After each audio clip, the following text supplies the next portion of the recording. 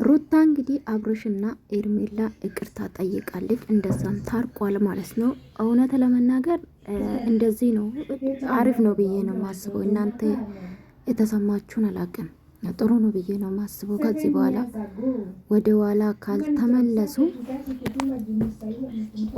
ካልተመለሱ ብዬ ነው ማስበውና እኔ ቪዲዮን አልጨረስኩም። በእርግጥ ያው ሀሳቤን ልስጥ ብዬ ነው ዶቼ። እኔ ታውቃላችሁ እውነታ ነው የምናገረው። ሰላም ቤተሰብ እንዴት ናችሁ?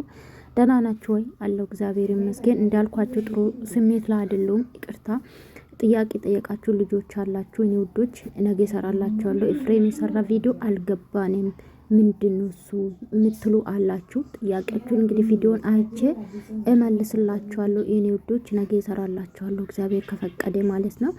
ላይክ እና ሰብስክራይብ ማድረጋችሁ እንዳትረሱ የኔ ውዶች።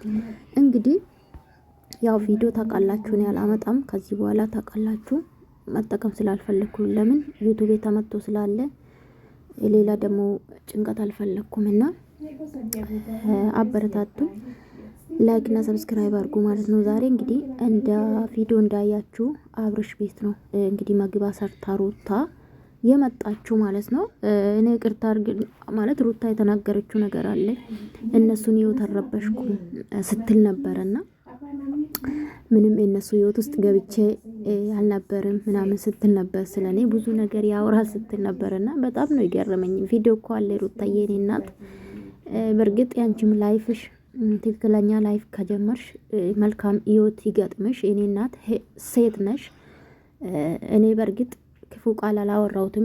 ፈጣሪ በሚያውቀው ያው በሰሩ ቪዲዮ ነው እኔ ብዙ ጊዜ ትክክል አይደለች መነጋገሯ ምናምን የሚለው እንጂ ክፉ ቃል አላወራሁትም። ታውቃላችሁ የምታውቁኝና ሶ አንቺ እንደውም በግልሽ ራሱ ኤርሜላ ጠርተሽ የአብርሽ ወራት አይፈጅብኝም ሳምንት አይፈጅብኝ የራሴን አረጋለሁ ስትይ ነበር በቅርብና ከዚህ በላይ መግባት የለም ብዬ ነው ማስበው። ሶ ስለታረቃችሁ በጣም ደስ ብሎኛል። እኔ በበኩሌ ያው ከዚህ በኋላ ሰላም ትፈጥራላችሁ ብዬ አስባለሁ። አንድ ሰው ካልተዋደደ ካልተከባበረ ለባልሽ በተለይ ክብር ከሌለሽ ካላከበርሹ በሰው ፊት የማታስከብሪ ከሆነ ሌላ ሰው የውጭ ሰው እንዲንቅ የምታርጊ ከሆነ መቼም ወንድ ልጅ ከአንቺ ጋር ሊኖር አይችልም።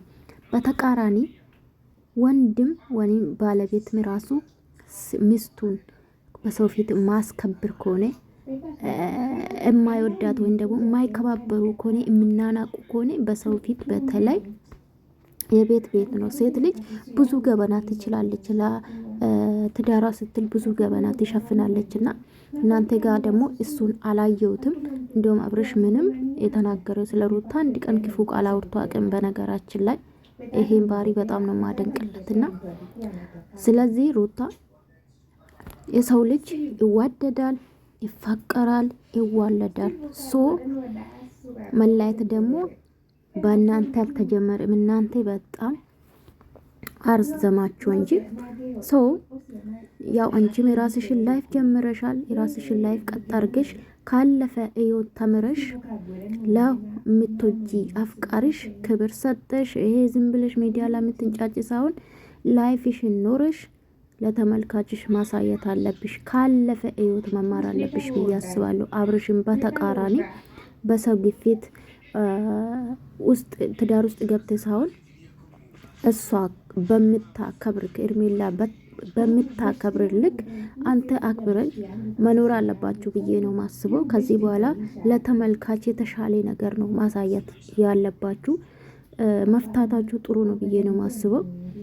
ሶ ምንም ማድረግ አይቻልም። እንግዲህ አርፌ መቀመጥ አለብኝ። በዚህ አጋጣሚ ማን ነው ኤፋ ማለት ነው እንግዲህ ሩታ አምና ከዚህ በኋላ በእናንተ ህይወት አልገባም፣ እናንተም የራሳችሁ ላይፍ ኑሩ፣ እኔም የራሴ ላይፍ ጀምራለሁ ብላ እንግዲህ በአደባባይ ነው ተናገረችው። እንግዲህ ፍታኝ ብላ እንደተናገረችው አሁንም የራስን ላይፍ ኑር፣ ደስተኛ ነኝ ብላ ፈቅዳለች። እንግዲህ እንዳትረሱና ኤንዌስ እናንተስ ምን ተሰማችሁ?